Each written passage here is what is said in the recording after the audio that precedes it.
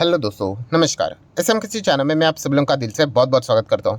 दोस्तों, इस वीडियो में हम लोग बात करने वाले एक बहुत ही इम्पॉर्टेंट खबर के बारे में। अगर देखा गया दोस्तों, फिलहाल की जो सिचुएशन है, ठीक है, उसमें अगर देखा गया तो आरबीआई, यस दोस्तों, आरबीआई की अगर हम लोग बात करें, शक्तिकांता दास जी की अगर हम लोग बात करें तो यस, इनके ऊपर वापस हम लोग को ज़बरदस्त प्रेशर क्रिएट होते हुए देखने को यहाँ पे मिल रहा है। एंड प्लस उसी के साथ साथ एमपीसी की जो बैठक तो यहाँ पे हुई थी, ठीक है, तो उसी के साथ साथ उसके जो मिनट्स भी यहाँ पे हो रहते हैं वो भी हम लोग को जारी होते हुए देखने को यहाँ पे मिल रहे हैं। तो उसमें भी बहुत सारे ऐसे कुछ पॉइंट्स हम लोग को देखने को मिल रहे हैं जो कि हम कह सकते हैं कि आरबीआई के आने वाले समय में और भी ज़्यादा दिक्कतों को यहाँ पे वो क्रिएट करवा सकता है, ठीक है। एंड ओवरऑल दोस्तों, मार्केट कैसा चलता है, ठीक है, थोड़ा पॉलिटिक्स कैसा चलता है, ये भी मैं आपको एजुकेशनल पर्पस से रिलेटेड थोड़ा बहुत यहाँ पे बताना चाहूँगा। देखा गया तो जैसे मैंने कहा कि Shaktikanta Das ji, RBI, MPC and उसी के साथ साथ सरकार, इन सब के ऊपर दोस्तों भयंकर हम लोग को प्रेशर देखने को मिल रहा है, क्योंकि सबसे मेजर जो चीज़ है दोस्तों, इन्फ्लेशन की बात करें, बहुत अच्छा यहाँ पे चल रहा था। बट जैसे कि आपको पता ही है कि इन्फ्लेशन ये कोई वन टाइम का खेल नहीं है कि हम लोग 4% के रेंज में आ गए तो चलो हो गया सब कुछ। सडनली हम लोगों ने देख लिया कि इन्फ्लेशन का जो अभी का डेटा आया था, ठीक है, अभी पिछले टाइम का ही डेटा 7.5% के आसपास इन्फ्लेशन आया, ठीक है। बढ़ने वाला था, हर किसी को पता है, पहले तो 4.87 था, एक्सपेक्टेड भी था कि 6 को क्रॉस करेगा, 6.4 आएगा, बट आया कितना, 7.44। मीन्स वेरी ह्यूज, मतलब बियॉन्ड इमेजिनेशन। एंड इतना अगर इन्फ्लेशन अगर वापस रॉकेट की तरह जाएगा, मतलब ऐसा हो जाएगा कि इतनी मेहनत कर ली, पूरे दुनिया में ये बातचीत हो रही थी कि इंडिया का इन्फ्लेशन बहुत ही अच्छा चल रहा है, कंट्रोल्ड है, वेल कंट्रोल्ड है, वो सब मेहनत पानी में चली जाएगी। और यही चीज़ हम लोग को देखने को यहाँ पे मिल रही है, ठीक है। एंड इसी चीज़ के चलते जैसे मैंने आप लोगों को बताया कि बहुत ही ज़्यादा प्रेशर आरबीआई के और हम लोग को देखने को मिल रहा है, शक्तिकांता दास जी के और देखने को यहाँ पे मिल रहा है। ये तो एक पॉइंट यहाँ पे हो गया, ठीक है। इन्फ्लेशन आपको पता ही है कि अगर लगातार इन्फ्लेशन का बढ़ना मतलब क्या, एकदम आसान भाषा में अगर मैं बोल दूँ तो यस, कि हम जो सपने देखते ना कि रेट कट होगा करके, रेट कट होने से क्या होता है, इंटरेस्ट रेट कट होने से मार्केट में ज़बरदस्त पैसा आता है। हम लोगों ने लास्ट टाइम जो बुल रन देखा था, कौन सा, कोविड के वक्त, वो बुल रन आया कैसे, कोविड के वक्त रेट कट हो रहे थे, कितना लोएस्ट लेवल पे गया था, देखिए, इंटरेस्ट रेट। और सिर्फ हमारे आरबीआई की बात नहीं कर रहा हूँ, फेड की बात कर रहा हूँ। यूजुअली फेड जो करता है ना, पूरे दुनिया भर में जो सेंट्रल बैंक है उसी को फॉलो करते हैं, क्योंकि बड़ी अर्थव्यवस्था है, वहीं से ज़्यादा पैसा फ्लो होता है। लगातार रेट कट चलते ही रह रहे थे, तो मार्केट तो ऊपर भागते रहेगा, लोग पैसा लेते हैं सीधा सस्ते ब्याज के ऊपर, मार्केट में लगा के बड़ा पैसा छापते हैं। तो ये चीज़ें देखने को मिल जाती हैं एंड इसीलिए बुल रन आ जाता है, ठीक है। अभी रेट कट जब भी होगा, मतलब या फिर उसकी फनक लगेगी कि कब होने वाला है, तो धीमे धीमे करके मार्केट उछलना स्टार्ट कर देता है। अभी आप देख सकते हो, अभी भी हम लोग अच्छा कर रहे हैं, 19,500 के रेंज में है। क्यों? क्योंकि रेट कट के करीब ही है। ये थोड़ा सा इन्फ्लेशन का थोड़ा झमेला देखने को मिला, वरना डेफिनेटली हम लोग अच्छा चल रहे थे, क्योंकि आप देख सकते हैं हमारी जो गाड़ी थी वो न्यूट्रल गियर में जा चुकी थी, कि ना तो रेट बढ़ रहा था ना तो कट हो रहा था। तो ये जो हम लोग देख रहे थे सपने, हम लोग, मतलब आप चाहो तो मुझे भी बोल सकते हैं कि रेट कट अभी जल्द से जल्द नज़दीक है करके। एंड प्लस इलेक्शन ईयर भी है, आपको पता ही है, इलेक्शन ईयर के पहले रेट कट लाना भी एक रहता है, थोड़ा बहुत प्रेशर यहाँ पे रहता है, क्योंकि इसके चलते लोगों को फ़ायदा मिलता है, आपका ईएमआई कम होना स्टार्ट हो जाता है।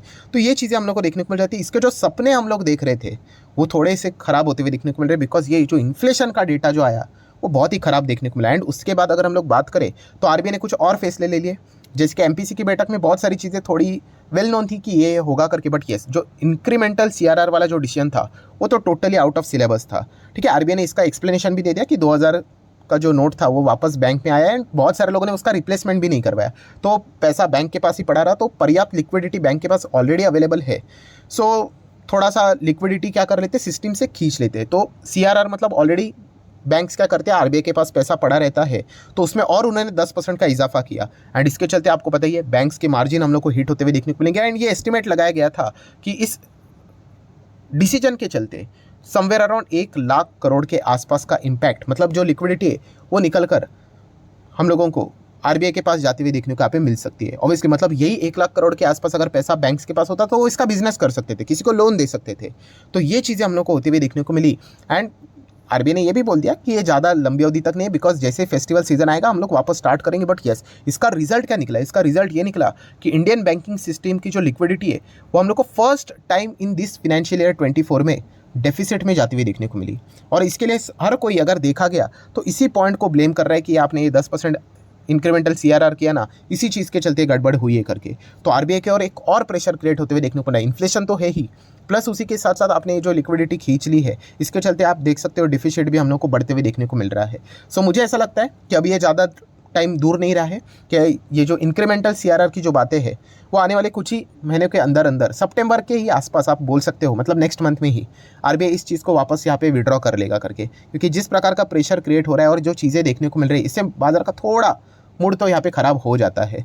तो ये भी एक हम लोग को प्रेशर देखने को यहाँ पे मिल रहा है। और जैसे मैंने कहा कि आरबीआई के और यहाँ पे प्रेशर रहता है ना दोस्तों, तो अलग अलग जगह से प्रेशर आ रहा है, तो इन्फ्लेशन का तो प्रेशर है ही, प्लस ये इंक्रीमेंटल सीआरआर वाली भी चीज़ उन्होंने की है, तो बैंक से रिलेटेड थोड़ी दिक्कतें देखने को मिल रही है। एंड सबसे बड़ा प्रेशर तो दोस्तों सरकार के ओर से भी हम लोग को देखने को मिल जाता है। अभी सरकार के ओर से प्रेशर कैसे आ जाता है, ऑब्वियसली ना, कल इन्फ्लेशन देखिए, महंगाई हो जाती है ना दोस्तों, कोई भी जाके आरबीआई को सवाल नहीं पूछता है। हर कोई जो भी एक आम जनता की भाषा में बोल दे, अगर गाली देते तो डायरेक्टली सरकार को दे देते हैं। ठीक है, अगर हम लोग यहाँ पे बात करें, अगर आपकी नॉर्मल चीज़ें अगर महंगी हो जाती है, जैसे कि अगर हम कहते हैं टोमेटोज़ की बात करें, देन एडिबल ऑयल की बात करें, ऑनियंस की बात करें, आटा चावल गेहूं की बात करें, राइस की बात करें, ये चीज़ें अगर महंगी हो जाती है, आप थोड़ी ना आरबीआई को कुछ यहाँ पे बोलते हो। हम क्या बोलते हैं, अरे सरकार से रिलेटेड ये चीज़ें ऐसी है वैसी है करके। ठीक है, तो इससे क्या हो जाता है कि इन्फ्लेशन अगर काबू में नहीं आता है तो यस, सरकार को डायरेक्टली यहाँ पे ब्लेम यहाँ पे किया जाता है। ये चीज़ें भी देखने को यहाँ पे मिल जाती है। बट इसमें थोड़ा देखा गया तो आरबीआई की भी एक बात सही है। कौन सा, देखिए आरबीआई के पास भी लिमिटेड पावर्स है। अभी इन्फ्लेशन से रिलेटेड अगर देखा गया तो रेट से रिलेटेड, बैंक से रिलेटेड वो चीज़ों को हैंडल कर लेंगे। अभी बाकी की चीज़ें अगर हम लोग आटा गेहूँ चावल दाल की अगर हम लोग बात करें, वो तो सरकार का ही डिसीजन है। ये भी आरबीआई ने बीच में बोला था। इसीलिए आप देख सकते हैं दोस्तों कि सरकार यहाँ पे क्या कर रहा है, फटाफट टोमेटो के प्राइस नीचे लाने के लिए उन्होंने बहुत सारे डिसीजंस ले लिए। सिमिलर वे एडिबल ऑयल से रिलेटेड जो इंपोर्ट ड्यूटी थी वो उन्होंने हटा दी, कम कर दी। ऑनियन से रिलेटेड भी उन्होंने फटाफट डिसीजन ले लिए। देन गेहूँ की अगर हम लोग बात करें, रशिया से वो इंपोर्ट करवाने वाले थे, बाद में इसको हटा दिया। मतलब समझ लेना एक्सपोर्ट बैन या फिर ड्यूटीज़ लगने वाली एक्सपोर्ट के ऊपर, ये भी चीज़ें देखने को मिल जाएगी। राइस से रिलेटेड भी खबर हम लोगों ने देख ली। तो ये चीज़ें समझ में आ रही है कि सरकार भी क्या कर रहा है, अपने साइड से फटाफट इन चीज़ों को करने की कोशिश यहाँ पे कर रहा है। एक और खबर अभी आपको आते हुए देखने को मिलेगी, कौन सी, शुगर। यस, शुगर के भी एक्सपोर्ट से रिलेटेड कुछ बैन आते हुए देखने को मिलेगा, या फिर ड्यूटीज़ लगा देंगे। ड्यूटी लगा देंगे मतलब अब जाओ एक्सपोर्ट कर रहे हो ना आप, आपके ऊपर एक्स्ट्रा टैक्स लगा दिया, तो अल्टीमेटली आप बाहर भेजने से अच्छा बोलोगे छोड़ो यार, इधर ही डोमेस्टिक मार्केट में भेज देते। तो हर कोई ऐसा करेगा तो सप्लाई बढ़ेगा, तो शुगर के प्राइस भी नीचे आएंगे। सो ये अभी तक ऑफिशियली नहीं आई खबर, बट येस, ये सारी चीज़ें अभी होने वाली है। एंड इसी से रिलेटेड बातचीत चल रही थी, तो फाइनली मतलब जो आईएसएमए के जो चीफ है उनको आके बोलना पड़ा, अरे भाई शुगर के एक्सपोर्ट के ऊपर अभी तक कोई भी बैन नहीं लगा है, बट येस सरकार सितंबर तक या फिर उसके बाद तक मतलब इसके ऊपर डिसीजन लेगी करके, और उनको लेना भी पड़ेगा। ठीक है, क्योंकि ये जो रोज़मर्रा की ज़िंदगी में जो चीज़ें दोस्तों जब महंगी हो जाती है ना, ठीक है, तो लोगों को फ़र्क पड़ता है इन्फ्लेशन का। वरना बाकी अगर हम लोग देखा जाए, ये परसेंटेज रहता है ना, ये मार्केट के प्लेयर, आप मेरे जैसे लोग जो मार्केट को थोड़ा बहुत जानते हैं, उनको समझ में आता है कि 6%, 7%, 6 के नीचे होना चाहिए करके। जो आपके अगर कोई भी रिलेटिव्स में, आपके दोस्त रिश्तेदार में अगर कोई भी अगर होगा जिसको मार्केट के प्रति कोई नॉलेज नहीं है, आप उनको जाके पूछ लेना कि कितना चल रहा है इन्फ्लेशन का रेट, वो बोलेंगे क्या है, कुछ नहीं पता है, ऐसा मतलब आप समझ रहे हो। तो उनको फ़र्क कब पड़ता है, हाँ, ये जो छोटी मोटी जो चीज़ें रहती है ना, टोमेटो महंगे हो गए, ठीक है, या फिर ऑनियंस महंगे हो गए, ठीक है, एडिबल ऑयल महंगा हो गया, राइस गेहूँ चावल दाल ये महंगा हो गया, तो फिर उनको फ़र्क पड़ेगा। इसीलिए आप देख सकते हो कि जब भी इस प्रकार की चीज़ें हो जाती है दोस्तों, तो उसके ऊपर सरकार के जो डिसीजन होते हैं वो बहुत ही क्विक हम लोग को होते हुए देखने को मिल जाते हैं। एंड इसमें प्लीज़ ड्रैग मत करना बीजेपी वर्सेस कांग्रेस, कोई भी सरकार बने वो यही करने वाली है। अगर हमारी भी सरकार होती, मतलब एसएम किसी चैनल की सरकार, तो हम भी यही करते, हर कोई यही करता है दोस्तों। ठीक है, तो इस चीज़ को अच्छी तरीके से यहाँ पे समझ लेना।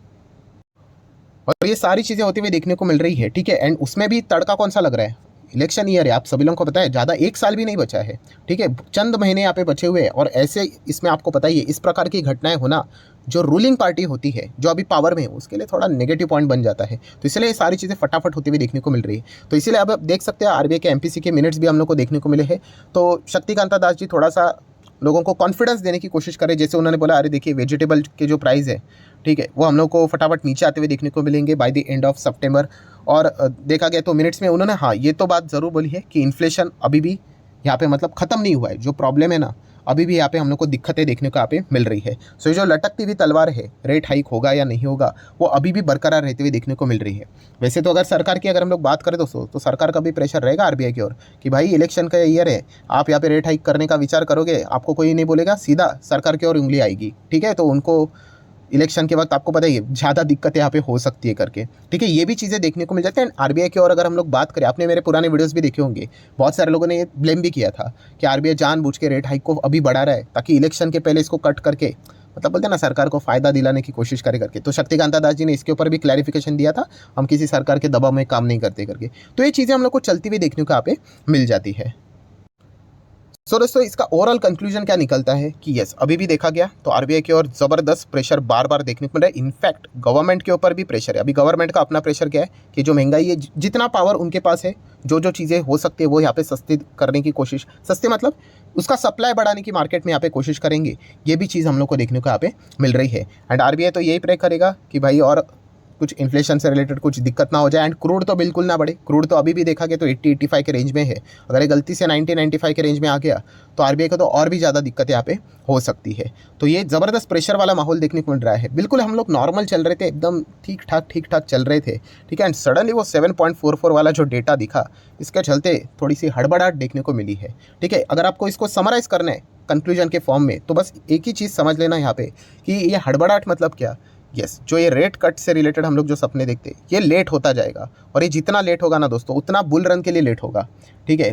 अगर आप एक्सपेक्ट करते हो ना कि मार्केट एकदम 20-25-30 हज़ार, मत 20-25 कुछ ज़्यादा ही बोल दिया मैंने, बट 20,000 जाए, 21,000 जाए, थोड़ा सा मज़ा आ जाए, तेज़ी आ जाए, ठीक है। नैस्डैक भागने के चलते थोड़ा फ़ायदा होगा, बट एकदम खुद के दम के हिसाब से अगर तेज़ी आ जाए तो इसके लिए रेट कट होना बहुत इंपॉर्टेंट है। जैसे रेट कट होना स्टार्ट हो जाएगा, सस्ते लोन यहाँ पे मिलना स्टार्ट यहाँ पे हो जाएंगे, फटाफट लोग वहाँ से लिवरेज करके मार्केट में पैसा लेकर आएंगे। ऑब्वियसली हम लोगों ने ऐसा चीज़ स्टंट बिल्कुल भी नहीं करना है, बट ये बहुत सारे लोग ऐसे इस प्रकार की चीज़ें करते तो मार्केट एकदम रॉकेट की तरह भागते हुए देखने को मिल जाता है। सस्ते दाम में लोन लो और अच्छे खासे यहाँ पे कंसिस्टेंटली रिटर्न कमाओ तो आपको फ़ायदा यहाँ पे मिलता ही मिलता है। तो इसलिए हर कोई इंतजार करेगा भाई रेट कट कब होगा करके। बट फिलहाल की सिचुएशन अगर देखें, मिनट्स भी देखें, तो इससे एक ही पता चलता है कि आरबीआई ज़्यादा प्रेशर में नज़र यहाँ पे आ रहा है। सो उनके भी हाथ बंधे हुए अभी देखना पड़ेगा आने वाले समय में इन्फ्लेशन का डेटा कैसे आता है। अगर इन्फ्लेशन का डेटा वापस अगर अच्छा नहीं आए तो दिक्कत हो सकती है यहाँ पे। सो आशा करता हूँ थोड़ा सा ये मतलब बोलते हैं ना मार्केट के प्रति आपको नॉलेज होना चाहिए, आजू बाजू में यहाँ पे क्या चल रहा है, इससे रिलेटेड ये चीज़ों को यहाँ पे कवर किया था। इसके चलते मैं अगेन कह रहा हूँ दोस्तों कि पोर्टफोलियो में आप लोगों ने कोई बदलाव नहीं करना होता है। पोर्टफोलियो मस्त यहाँ पे चलता रहेगा। ये मैक्रो इकोनॉमिक्स जैसी चीज़ें होती है दोस्तों, ये चलता रहता है। ऐसा कभी नहीं होगा कि एकदम ऊपर रहेगा ये, एकदम नीचे रहेगा ये। संतुलन रखने की हमेशा कोशिश यहाँ पे की जाती है। यही तो खूबसूरती है मार्केट की, प्लस माइनस चलना चाहिए करके, ठीक है। तो अगेन कह रहा हूँ कि इसके चलते कोई पैनिक या फिर पोर्टफोलियो मॉडिफिकेशन की कोई ज़रूरत नहीं होती। बट येस, चल क्या रहा है वो आप लोगों को थोड़ा बहुत पता होना चाहिए। ये पॉइंट मैंने आप लोगों के सामने यहाँ पे रखा है। सो आशा करता हूँ दोस्तों वीडियो हेल्पफुल लगा होगा। तो चाहो तो आप इसको लाइक एंड शेयर कर सकते हो। एंड डीमैट अकाउंट अगर आपने अभी तक ओपन नहीं किया है तो लिंक नीचे डिस्क्रिप्शन में 25 वीडियो की लिस्ट भी आपको बिल्कुल फ्री ऑफ कॉस्ट मिल जाएगी मेरे साइड से, ताकि आप शेयर बाजार को थोड़ा सा आसान भाषा से जान सको, बेसिक जान सको, ठीक है। सो आपका नाम कौन सा अकाउंट आपने लिंक के थ्रू ओपन किया है ये भी चाहो तो कमेंट सेक्शन में प्रॉपर्ली बता देना। तो हफ्ते भर के अंदर ये सारे लेक्चर्स मेरे साइड से फ्री ऑफ कॉस्ट प्रोवाइड कर दी जाएंगे, ताकि आप शेयर बाजार को आसान भाषा से सीख सको। So that's it, thank you very much दोस्तों। We will be meeting our next video. तब तक के लिए बाय बाय।